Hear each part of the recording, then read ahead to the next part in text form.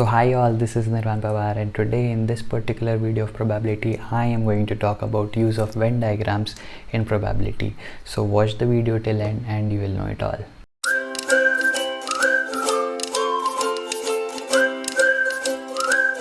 तो जिन लोगों ने स्टैंडर्ड 10th एंड 12th में सेट थियरी ऑलरेडी पढ़ रखी हो, कि उनको वेन डायग्राम ऑलरेडी पता होगा. However just a quick recap on that. Venn diagram होता क्या एग्जैक्टली वो समझ लेते हैं. सपोज अगर मेरे पास में एक कोई सैम्पल स्पेस है जिसमें बहुत सारी चीज़ें हैं, राइट. तो मैं उसको रिप्रेजेंट करता हूँ एक बड़े से बॉक्स के साथ, right. Now this box is what? This box is basically a set of all the elements that I have in my sample space, right. तो इसलिए मैं इसको एस से रिप्रेजेंट कर देता हूँ. This box right now represents the sample space, ठीक है. अब इसके अंदर मैं बना लेता हूँ दो डिफरेंट इवेंट्स. पहला एक इवेंट मान लेते हैं कोई इवेंट ए है, राइट, जिसको मैंने एक सर्कल से रिप्रेजेंट किया. सर ये सर्कल का मीनिंग क्या है?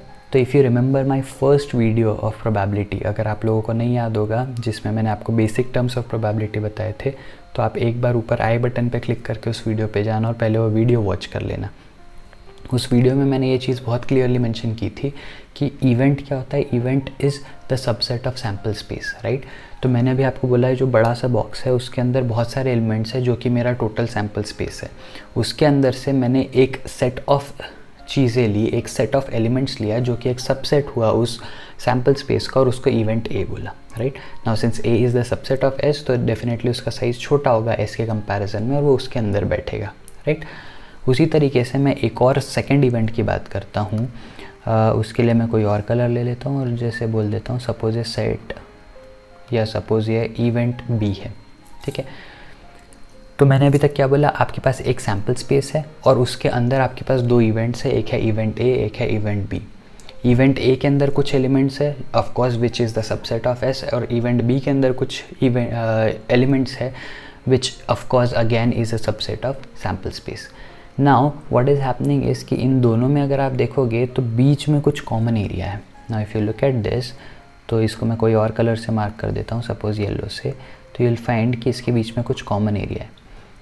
ये क्या रिप्रेजेंट कर रहा है? ये रिप्रेजेंट कर रहा है, ये कॉमन एरिया इस चीज़ को रिप्रेजेंट कर रहा है कि सेट ए या इवेंट ए और इवेंट बी, इन दोनों में कुछ एलिमेंट्स ऐसे हैं जो कॉमन हैं, जो दोनों में हैं, राइट. तो A was also a subset of S, B was also a subset of S, लेकिन A और B के बीच में कुछ कॉमन एलिमेंट्स हैं, राइट. तो और ये जो कॉमन वाला एरिया होता है इसको मैं बोलता हूँ, इस एरिया को मैं बोलता हूँ A इंटरसेक्शन B, सही है. तो इन्वर्टेड U जो होता है ये सिंबल देता है इंटरसेक्शन को रिप्रेजेंट करने का.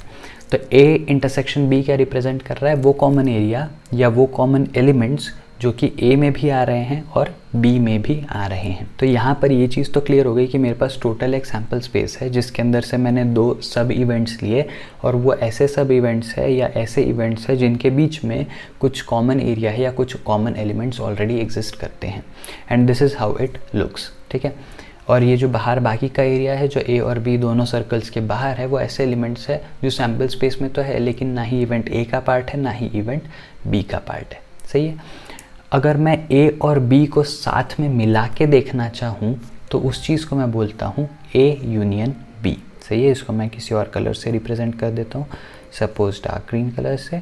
तो ये जो मेरा पूरा एरिया होता है, ये जो मेरा पूरा एरिया होता है, इसको मैं रिप्रेजेंट करता हूँ किससे? मैं इसको लिखता हूँ A यूनियन B से, सही है. ये मेरा पूरा एरिया है जो A और B में आता है, लेकिन सैम्पल स्पेस का बाकी कोई एरिया वो उसमें ऑक्यूपाई नहीं करता. यूनियन का सिंबल होता है U. तो A यूनियन B क्या रिप्रेजेंट करेगा? A यूनियन B रिप्रेजेंट करेगा A और B का टोटल एरिया, राइट. हाउएवर एक चीज़ बड़े ध्यान से देखना कि if you look at this, तो मेरे पास A एक रीजन है, B एक रीजन है और उसके बीच में कुछ कॉमन रीजन भी है, राइट. तो अगर मैं A यूनियन B को डिफ़ाइन करना चाहता हूँ, अगर मैं A यूनियन B को डिफ़ाइन करना चाहता हूँ तो मैं इस रीजन को कैसे डिफ़ाइन करूँ? A यूनियन B मैंने बोला है सारी चीज़ों का कॉमन एरिया है. तो let us imagine it in this way कि मेरे पास एक क्राफ्ट पेपर का सर्कल है A और एक और क्राफ्ट पेपर का सर्कल है B.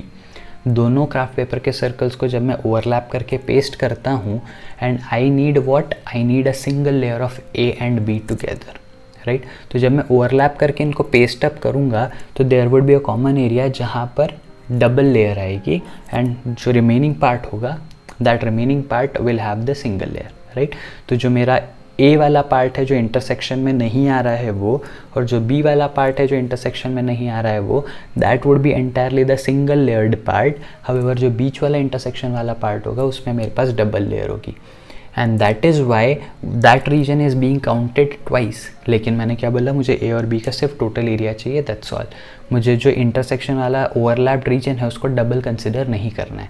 तो मैं ए यूनियन बी का फॉर्मूला क्या लिख सकता हूँ कि मुझे ए और बी को तो ऐड करना ही है, लेकिन सिंस ए इंटरसेक्शन बी की डबल लेयर्स है तो उसमें से एक ए इंटरसेक्शन बी की लेयर को मुझे रिमूव ऑफ कर देना है। Now if you imagine it in the form of craft paper के circles which I just told you, तो you will be easily able to visualise it कि अगर एक सर्कल और दूसरे सर्कल के बीच के कॉमन एरिया की एक लेयर अगर आप निकाल दो तो now entire figure would be single layered, right. मतलब सारी चीज़ें सिर्फ एक बार काउंट हुई है, कहीं पे भी डबल काउंटिंग नहीं हुई है किसी भी एरिया की या किसी भी रीजन की। Got it? तो that's why this becomes the formula for A union B, and if you remember, तो मैंने पिछले वीडियो में, अगर आपने पिछला वीडियो नहीं देखा है प्रोबेबिलिटी का, तो मैंने वहाँ पर ये चीज़ मेंशन की थी, एक फॉर्मूला की probability of A union B is equals to probability of A plus probability of B minus probability of A intersection B। और मैंने आपको उस वीडियो में बोला था कि इस चीज़ का मैं पर्टिकुलरली फॉर्मूला नेक्स्ट वीडियो में दूंगा। तो अगर आपने अभी तक वो वीडियो नहीं देखा है तो आई बटन पे क्लिक करके पहले वो वीडियो देख लीजिए, जहाँ पे आपको इसके अलावा और 3 इंपॉर्टेंट रिजल्ट्स ऑफ प्रोबेबिलिटी भी पता चलेंगे, और साथ ही साथ प्रोबेबिलिटी का मीनिंग क्या है ये भी पता चलेगा, right. So this is the very important formula for probability in terms of Venn diagram. अब वेन डायग्राम को यूज़ कब करना है सर, ये कैसे पता चलेगा? तो उसके लिए हम एक एग्जाम्पल देख लेते हैं और वो सारी चीज़ें आपको क्लियर हो जाएगी। तो ये मेरे सामने एक सवाल है, सही है। क्वेश्चन में क्या बोला हुआ है, ध्यान से पढ़ेंगे क्वेश्चन को। In a class of 20 students, 12 students drink tea, 10 students drink coffee and 2 students drink neither. If one student is chosen at random, what is the probability that he drinks only tea या he drinks either tea or coffee? सही है, ध्यान से समझना इस बात को। तो सवाल में क्या बोला हुआ है कि एक क्लास है जिनमें 20 स्टूडेंट्स है, उसमें से 12 स्टूडेंट्स जो है वो चाय पीते हैं, 10 स्टूडेंट्स जो है वो कॉफ़ी पीते हैं और 2 स्टूडेंट्स जो है वो दोनों नहीं पीते। अगर आप यहाँ पे देखो तो आपको कुछ वियर्ड सा नहीं लग रहा? सवाल देख के ऐसा तो लग रहा होगा ना कि 12 लोग चाय पीते हैं, 10 लोग कॉफ़ी पीते हैं, यही 22 लोग हो गए, 2 लोग कुछ भी नहीं पीते तो 24 लोग हो गए, पर क्लास में तो 20 ही लोग हैं, राइट। तो अगर ये इतना सिंपल सा कैलकुलेशन है तो ये चीज़ रॉन्ग है, ये एग्जिस्ट ही नहीं कर सकती। However, this is possible in a scenario जहाँ पर कुछ ना कुछ ओवरलैपिंग हो सकता है कुछ लोग ऐसे हो जो चाय भी पीते हों और कॉफ़ी भी पीते हों, राइट। और उस केस में अगर आप कॉमन, तो वो दोनों के काउंटिंग में आ गए हैं ना, वो टी के काउंटिंग में भी आ गए, वो कॉफ़ी के काउंटिंग में भी आ गए, और इसीलिए जो आपका इंडिविजुअल्स का सम है वो टोटल नंबर से बड़ा आ रहा है। And this is the exact check जहाँ पे आपको समझ में आ जाएगा कि आपको वेन डायग्राम को यूज़ करना पड़ेगा। तो वेन डायग्राम यूज़ करने के लिए सबसे इम्पॉर्टेंट इंडिकेटर क्या होगा कि जब आपके इंडिविजुअल एलिमेंट्स का सम आपके टोटल से बड़ा हो जाए तो आपको समझ में आ जाना चाहिए कि कहीं ना कहीं ओवरलैप है और मुझे वेन डायग्राम का यूज़ करना पड़ेगा। तो जैसा कि अभी हमने पिछले एग्जाम्पल में देखा, तो अब हम सबको पता है कि how are we going to use the Venn diagram for this, right. तो इसके लिए अब अपन एक फटाक से वेन डायग्राम बना लेते हैं। तो suppose this is my total sample space, तो इसमें टोटल लोग कितने आने वाले, 20, ठीक है। तो this is the diagram which is going to represent पूरी क्लास की स्ट्रेंथ, ठीक है। तो ये जो मेरा पूरा बड़ा बॉक्स हो गया, ये पूरा का पूरा मेरा सैम्पल स्पेस हो गया जो पूरे 20 स्टूडेंट्स जिसमें इंक्लूडेड है। अब मैं इसके अंदर बनाऊंगा 2 छोटे सर्कल्स, एक सर्कल होगा फॉर टी और एक दूसरा सर्कल होगा फॉर कॉफ़ी, राइट। तो एक टी का सर्कल हो गया, एक कॉफ़ी का सर्कल हो गया, और दोनों में कुछ ना कुछ ओवरलैप है, ये हमको ऑलरेडी पता है। क्यों? क्योंकि इंडिविजुअल का सम टोटल से बड़ा आ रहा है, राइट ना। अब मैं क्या करूँगा, अब मैं असाइन करना चाहता हूँ कि हर एक रीजन में कितने लोग एग्जिस्ट करते होंगे, राइट। तो इसका सबसे सिंपल वे क्या है ये बता देता हूँ मैं आपको, और बहुत इजी तरीका है। आप लोगों को रीजन असाइन करने में मैंने देखा है काफ़ी सारे लोगों को कन्फ्यूजन होता है। बहुत आसान तरीका बताऊँगा कि कैसे आप रीजन्स में नंबर असाइन करना स्टार्ट करोगे फटाफट से और कोई कन्फ्यूजन नहीं बचेगा, राइट। सबसे पहला और सबसे आसान रीजन कौन सा है जिसमें आप नंबर मार्क कर सकते हो? सबसे आसान रीजन है वो जहाँ पे एंड में लिखा हुआ है कि there are 2 students who drink neither. मतलब 2 स्टूडेंट ऐसे हैं जो ना ही टी के सर्कल में आएंगे ना ही कॉफ़ी के सर्कल में आएंगे, लेकिन वो क्लास में तो एग्जिस्ट करते हैं। तो इन दोनों सर्कल्स के बाहर सपोज़ यहाँ पर 2 लोग आ जाएंगे।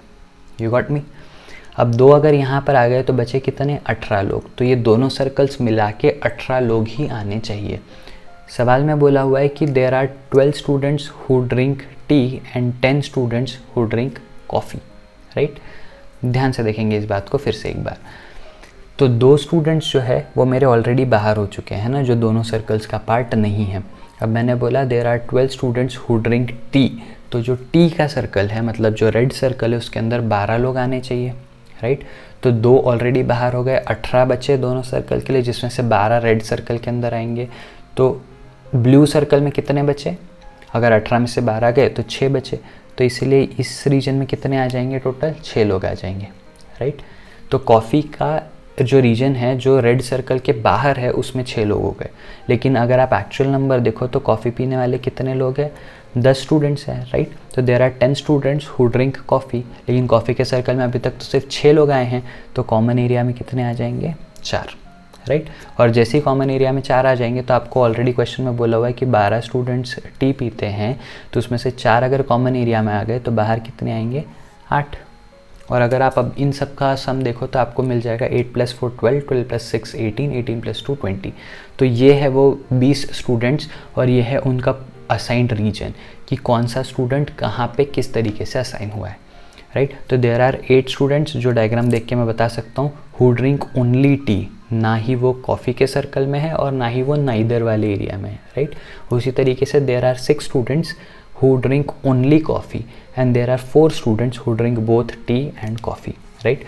तो मुझे सवाल में तो सिर्फ 12, 10 और 2 ये 3 ही फिगर दिए गए थे, लेकिन मैंने इतने सारे फिगर सिर्फ और सिर्फ वेन डायग्राम का यूज़ करके डिराइव कर लिए, राइट। और अब बड़ा आसान हो जाएगा सवाल, क्योंकि जो पहला सवाल है उसमें क्या बोला है, मुझे बताना है कि what is the probability that the chosen student drinks only T. तो पहला वाला जो है probability of student who drinks only T, वो कितना हो जाएगा, नंबर ऑफ इवेंट है ना। तो टी पीने वाले लोग कितने हैं, सिर्फ टी पीने वाले लोग 8 है, और टोटल नंबर ऑफ स्टूडेंट्स कितने थे क्लास में, 20। तो ये कितना हो गया, 4 2 = 8, 4 5 = 20। तो 2/5 हो गया क्या फर्स्ट का आंसर, राइट है। तो फर्स्ट की प्रोबेबिलिटी कितनी हो गई, 2/5। सेकेंड केस पे आते हैं। सेकेंड केस में मुझे क्या पूछा है, find the probability that he drinks either T और कॉफ़ी। आइदर टी और कॉफ़ी का मतलब क्या है कि मैं बात कर रहा हूँ, यहाँ पे मैं लिख रहा हूँ आइदर टी और कॉफ़ी, राइट। अगर आप इसको एक्चुअल में समझो तो इसका मीनिंग ही है कि we are talking about union, right. तो या तो चाय पिए या तो कॉफ़ी पिए, तो जो दोनों पीने वाले लोग हैं वो भी उसमें आएंगे, है ना, क्योंकि वो चाय भी पी रहे हैं कॉफ़ी भी पी रहे हैं। तो बेसिकली ये जो 2 सर्कल के अंदर आने वाली सारी की सारी चीज़ें हैं वो मेरा टोटल काउंट हो जाएगा। कितना होगा, 8 + 4 12, 12 + 6 18। तो इसका आंसर हो जाएगा 18/20 विच इज़ 9/10। तो इसकी प्रोबेबिलिटी कितनी होगी, 9/10। अगर आप चाहो तो आप इसको A यूनियन B के फॉर्मूला को यूज़ करके भी अकॉर्डिंगली कैलकुलेट कर सकते हो। तो आई होप आप लोगों को समझ में आ गया होगा कि हम लोग वेन डायग्राम्स का यूज़ किस तरीके से करेंगे। What is that one check point जहाँ से हमको पता चलेगा कि हमको इस क्वेश्चन में वेन डायग्राम का यूज़ करना है, और फिर एक बार हमको पता चलने के बाद हम किस तरीके से वेन डायग्राम ड्रॉ करेंगे और फिर प्रोबेबिलिटी अकॉर्डिंगली कैलकुलेट करेंगे। अगर आप लोगों ने ये वीडियो यहाँ तक देख लिया है तो आई एम होपिंग कि इस वीडियो ने डेफिनेटली कुछ ना कुछ वैल्यू ऐड की होगी आपके नॉलेज में, and that's why I would request all of you to like the video and subscribe to my channel to get the notification of all the further videos that I will be uploading on my channel. Next video में जब हम आएंगे तो we will be talking about cards, coins and dice के different situations में हम किस तरीके से सैम्पल स्पेस को कैलकुलेट करेंगे। That is going to be very interesting video, जहाँ पर आपको सारे बेसिक्स क्लियर हो जाएंगे about coins, cards and dice. So till then, stay tuned, be happy, be safe, take care, bye bye.